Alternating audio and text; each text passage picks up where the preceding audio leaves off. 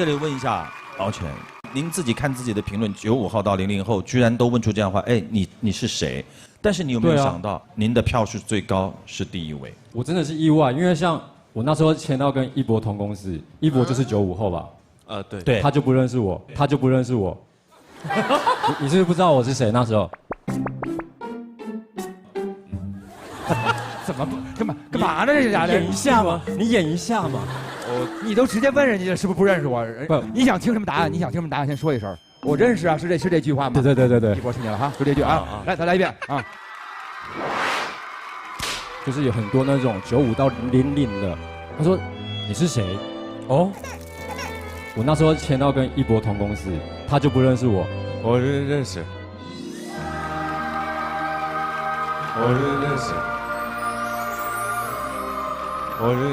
你看他好演技，对不对？谢谢。一博真是不容易啊，厉害。但是不管怎么样，95后的年轻观众把您送到了第1位的宝座。恭喜95后，谢谢，好好加油，好好加油。好，那我们得好好坐下来跟哥哥们聊一聊。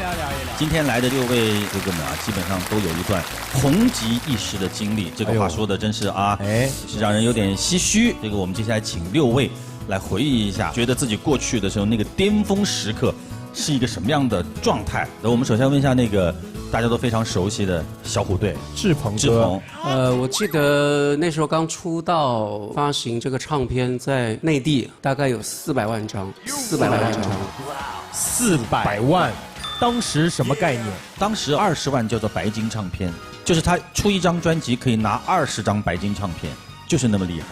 对，因为小虎队当时我觉得在咱们这儿是那种广谱度100%，对吧？所有人都知道啊。对，而且那个时候办了一个马拉松的万人签名会。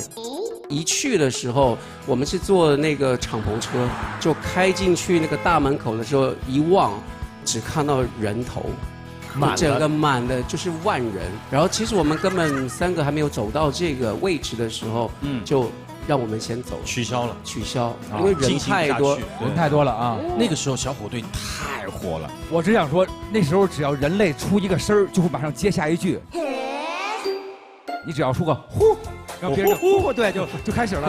你只要出个呼字，别人立马接的就是这个啊，红到已经是变成一个反应了啊。那个时候红啊，后来有一个谁可以跟他堪比呢？红到什么程度？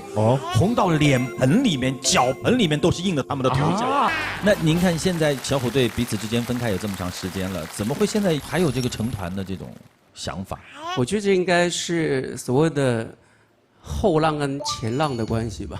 那更重要的是，我觉得如果能够在文化方面能够互相的交流啊，我觉得才是个大浪。所以对我来说，这是我来上节目的这样的一个最大的一个。可是小虎队在我们心目中不是前浪也不是后浪，就是浪，就是浪，就啥浪？就啥浪？您本身就是那股浪，因为所有人的推动都是因为他们的承前启后，算是男团鼻祖了。对，是的，最早啊。那现在这个彩排的这种状态跟精神还和以前一样吗？会懵，会整个人会慌掉。会不会担心，就是当大家看到您现在的这段表演，然后又通过网络把您年轻时候的表演再拿出来一看？什么叫年轻的时候啊？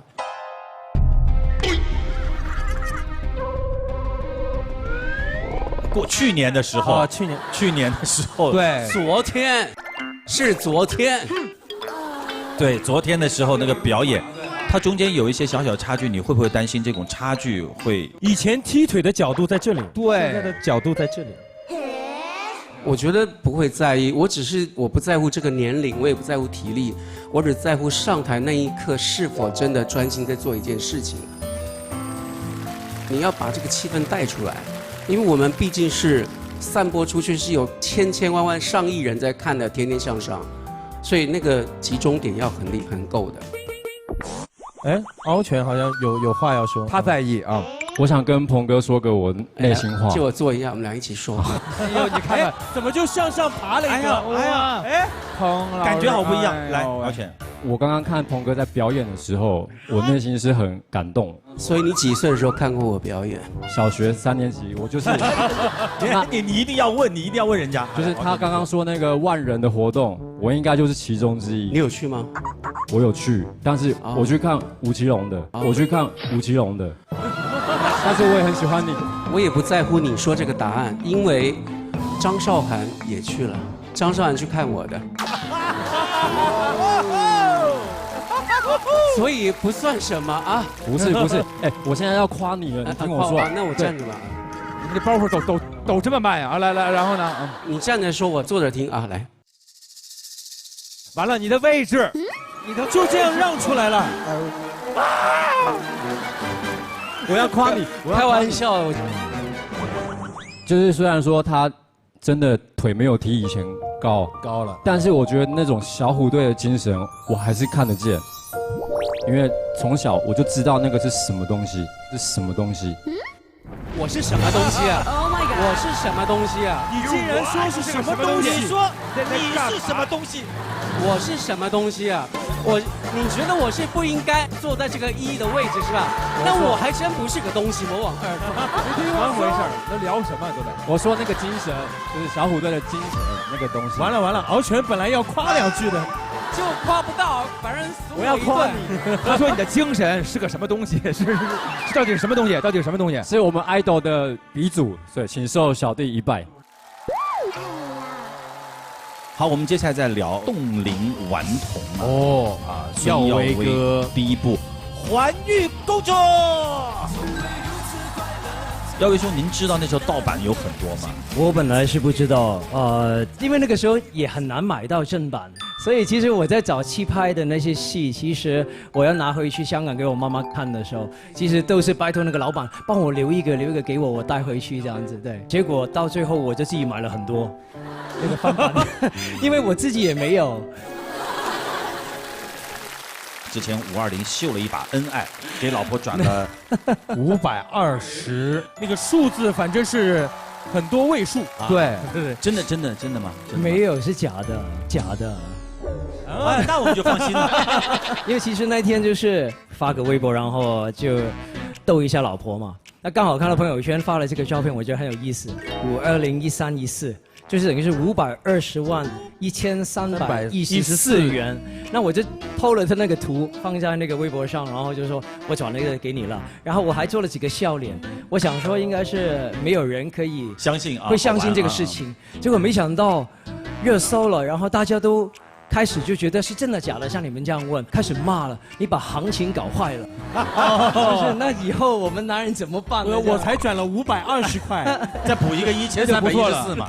后来跟他们说就是好玩的假的，然后他们说哦是这样，那我就放心了。可是他们老婆还是选择要去相信这是真的一个事情。女孩子是这样，给我嘛啊对吧？对，现在好像您已经是这个人气主播，第一次直播歌迷4000万加啊。从未如此快乐，世界如此辽阔，爱得如此自由，在这微风时刻。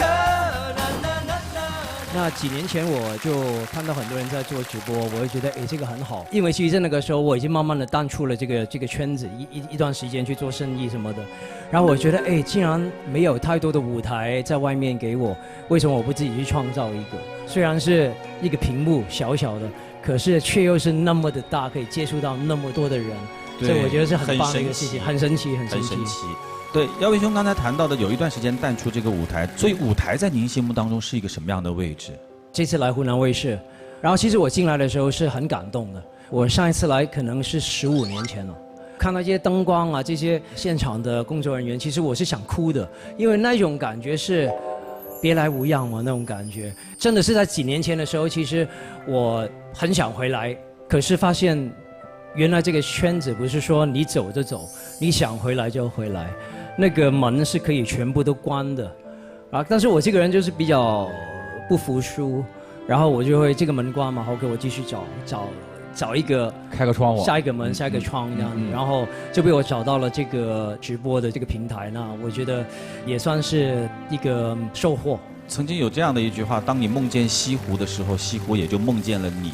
你千万不要忘记，在舞台的某一个角落，一定会有人因为你的歌而感动。对，所以当你心里面没有放下观众的时候，你一定要相信，也有哪怕只有一个观众，对，他也会放不下你。对的，对的，因为你可能对他来说是全部。对对，所以我觉得就是这个动力，然后让我觉得其实唱下去、演下去，其实是一个很有责任，而且是很有意义的一个事情。加上我自己真的很爱这个舞台，各种的演啊、唱啊。这次回来我也长大一点了，没有以前那么的挥霍。那个挥霍是对事业的那一种，好像觉得不要就不要，要就要这样，不是那样子。现在会变得非常的珍惜，不会再轻易的放手。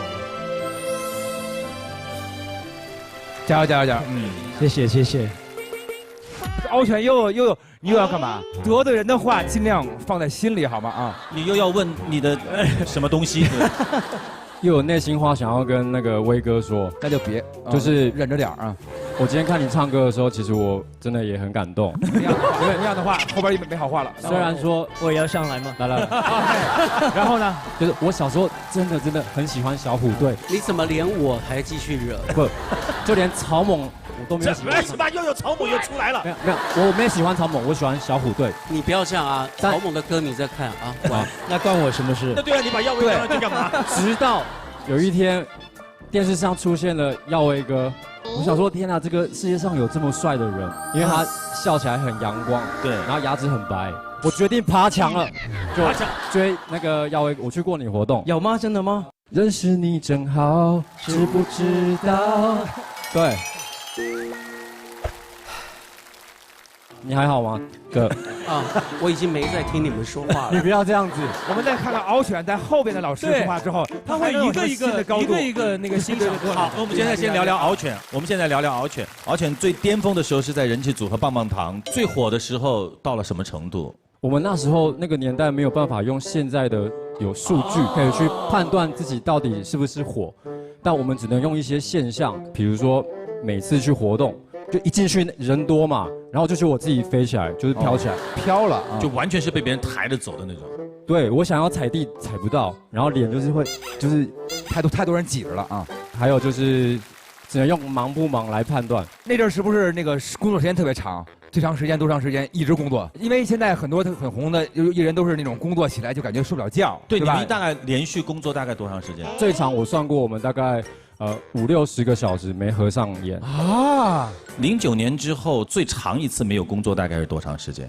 将近1年。那你没有工作1年的时间，你都在怎么安排自己呢？遛狗还行。我有2只狗，然后学习一些新技能，然后我就去学那个 DJ 打碟。然后就有那个酒吧的老板找你，哇，你会打碟啊？我说最近有在小研究。然后他说：“那你要不要来？”我说：“可以啊。”就去了，自己背着包包，然后没有工作人员，然后就去现场就把那个线接一接，就开始put your hands up， 台下都是客人，没有粉丝，心情会不会因此也荡到一个比较低的一个状态？会啊，你会跟以前去比较的话，就会觉得我天哪，我是不是艺人啊？会怀疑自己嘛。不过也是刚好可以壮大自己内心的时候，真是。当困难来的时候，一定要去感谢他啊！对，因为他会让自己变得很强大。敖犬呢，好像为了这次也还蛮付出很多，付出挺多的，在练。因为出道在06年那时候就有来湖南上过节目，但我就是没有上过《天天向上》，所以我一听到公司跟我说这个消息，因为我本来想说来还要隔离嘛，来回差不多1个月就没了，对，就会很挣扎，然后后来想说去吧，因为我就很想来参加节目。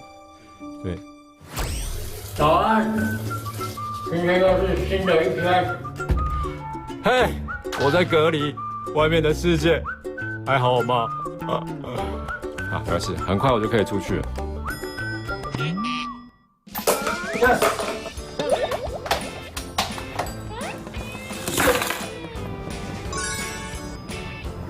其实很梦幻。隔离生活就不会那么枯燥乏味了，尽量让肌耐力呢可以保持在一定的状态，这有助于表演。距离录影时间已经快到了，现在心情有点紧张。只有准备的充分，才能够在舞台上尽情的演出。今天是我隔离的最后一天，希望走出这个门，可以让我的明天更好。你知道出来看到人类特别开心，你知道吗？对，然后果然我没有后悔。谢谢你，谢谢你，真的。好，我们接下来跟大家聊一下我们的气质姐夫张伦硕。哎呦，帅气！对，伦硕，您觉得您自己所谓事业最高光的时刻大概是什么？其实刚才几位哥哥在讲的时候，我一直在想，然后我想了好久，我觉得我想不到，因为他们有万人空巷，然后有脚离不了地。如果要说流量的话，我觉得可能最多的时候是我和我老婆结婚的时候，我们有一个就直播嘛，好像那个时候的观看量是1.2个亿吧。最红的时候是有一个骂我的微博点赞是60万，让我看到那个照片，然后我红了。如果你说我自己，我觉得其实这几年我也有点苦恼，因为我觉得大家很多都叫我姐夫，或者说是钟丽缇的老公，包括就说超级奶爸，因为我看那个参加那个《爸爸去哪儿》嘛，会介意吗？很介意。但是本身您就是这个角色，就是丈夫，就是父亲啊。但是我觉得我从毕业开始也有做自己的努力，为了自己的梦想。就从我结婚之后，我觉得很多大家就忘了我是张伦硕。就像去年我也是有发音乐，但是大家可能看不到那些新闻，大家更多的看到的是一些什么八卦啊，什么乱七八糟的东西，所以我也挺尴尬的，我觉得。你就把这些写进歌里嘛，下回他们再问你那个妇幼保健类的问题，来听我的歌。我这个喂奶，我要跟你说明白。他这个喂奶，就是其实今年的后面要发的就是这样子，对不对？对，就是我现在做音乐就是记录生活嘛。那这次您的太太钟丽缇去参加那个《乘风破浪的姐姐》，您来参加《追逐梦想的哥哥》，你们俩配上了，这是啊。那你们觉得你们谁的胜算会比较大一点？那肯定是我老婆胜算大。为什么？为什么？老婆为大这句话这是一定要的。对。哎呀，不，这里我要给我老婆拉票。我老婆这次真的好忙，我们上个月只见了4天嘛，她每天都在跳舞，每天3个小时。我每次见她，她都瘦一圈。其实我没有跟她说我来这个节目，我从来没讲，因为我不想让她知道，我想让她后期看到。我觉得这个是最大的加油，给她一个惊喜。对，加油加油啊！接下来给大家跟我们聊一下呢，就是我是非常熟悉了，当时有个名字《忧郁王子》93年选歌啊，93年出的专辑叫《伤心是一种说不出的痛》。那个时候你这张专辑的名字算长的呀？哦，很长。伤心是一种说不出的痛，10个字，所以它显得很特别，很特别。这张专辑里面还有一首歌名字更长。什么歌？叫什么？对你的爱越深，就越来越心痛。对你的爱越深，就越来越心痛。留住你的人，留不住你的心。梦中的你，何时能回头？你给我一个温暖的回忆。棒！哇，那个时候好像也是破100万了，我记得我们那时候做节目，专辑要是市面上的话，应该是不止，应该是300-400万是有的。对。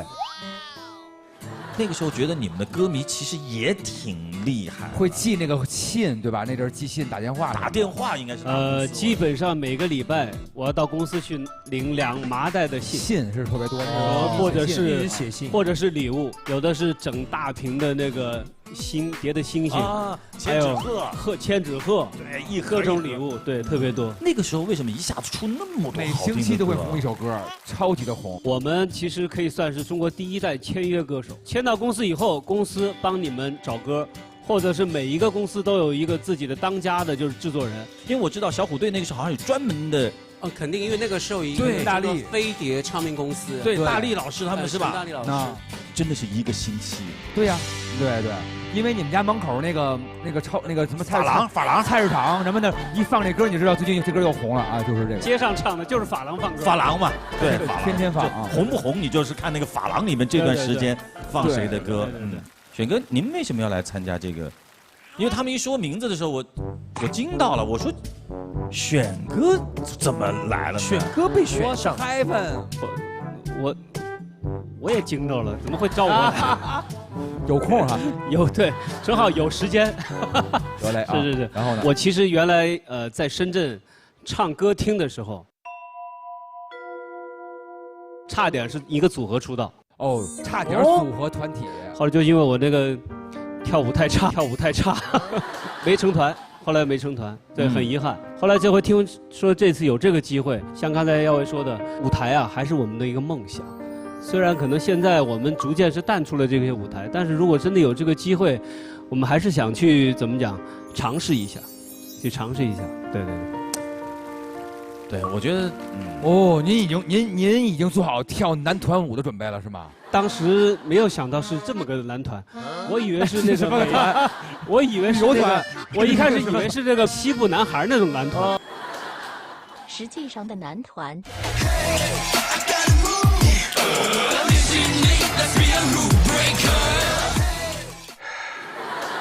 接下来聊一下我们最年轻的啊，魏巡巅峰应该是17年拿冠军那次。对，因为跟前辈们比起来，我的这条就是演艺之路是非常短的。对于我来讲，我的那个巅峰是2017年的快乐男声的全国冠军。2017快乐男声全国总冠军魏巡，恭喜魏巡！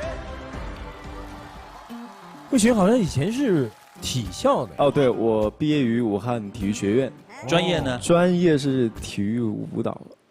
体育舞蹈，对啊，啦啦体育舞蹈就是那个对伦巴、桑巴，还有恰恰、斗牛啊、牛仔啊。我想大家对我有误解，大家可能看见我这个样子，觉得是唱跳型的。其实我不善于跳舞，你是一个保暖型的，应该是啊。今天穿那么厚，热不热呀？热不热？我已经出汗了。你是今天演一个橘子吗？很棒啊！后来唱歌火了，后来就是让我感觉很光荣、很骄傲的时候，是我夺冠了之后。我武汉体育学院居然挂了横幅，所有的人看到魏巡都是这，我信了你的邪，你下了红番茄，厉害！你搞么事啊你？但是可以证明这个文体是不分家的，所以我当时选这个学校也选对了。对哦，哎，我们接下来问一下，你看我们台上有不同时期的3大男团的代表啊，这个志鹏兄，对，敖犬，还有我们的一博也是，就不同年代的这个男团啊，他们状态有什么不一样？我觉得不同之处可能就是大家相处的时候那个环境吧。那个时候我们没有助理，对，就是自个也没有宣传人员，大家又互相给对方，比如说整理头发啊，或者是流汗什么互相擦。所以那个时候那种感情很都从生活当中来了。所以有时候我觉得也很奇怪，就是我们可以10年不见或多久不见。可是当站上舞台那一刻，我们的默契是无人能敌的。对，从生活当中是不一样的。那肯定啊！而且就是上次那个吴奇隆结婚的时候，你们3个人是往这个地方一坐，所有的人看到那个照片，好多人，我也很感动，您也是，您应该也是。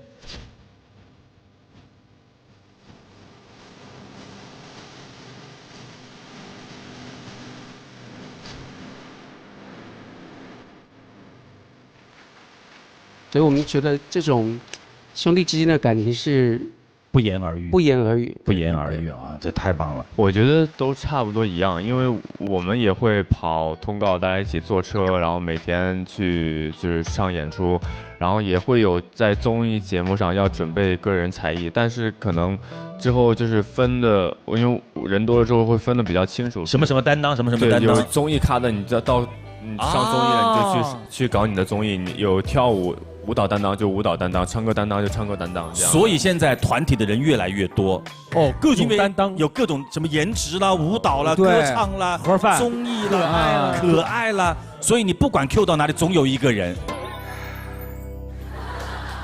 这个敖犬其实当时在这个成团的期间啊，也是掌握各种。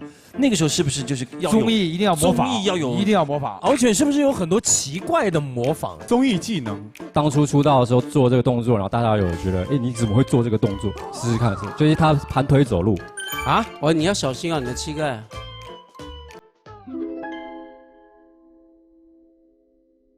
哦，他是双盘。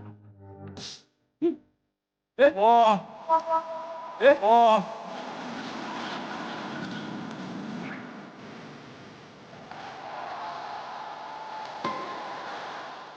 在节目上做这个就会很有效果。然后另外一个是叫铁门槛。什么叫铁门槛？什么叫铁门槛？哇，这个厉害了！你是从天桥这个天桥出道的是吧？对，这个不容易，看好了。哦。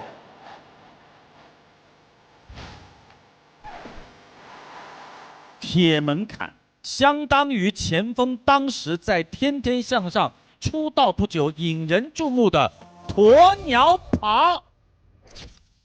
从前有一只鸵鸟，它跑，结果越跑越重，越跑越重，种，最后它变成了一只胖鸵鸟。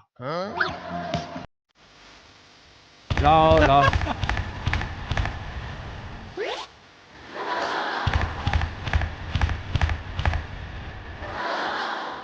12年前看着笑，12年后看着鸵鸟哭，这胖鸵鸟，哇，太不容易了。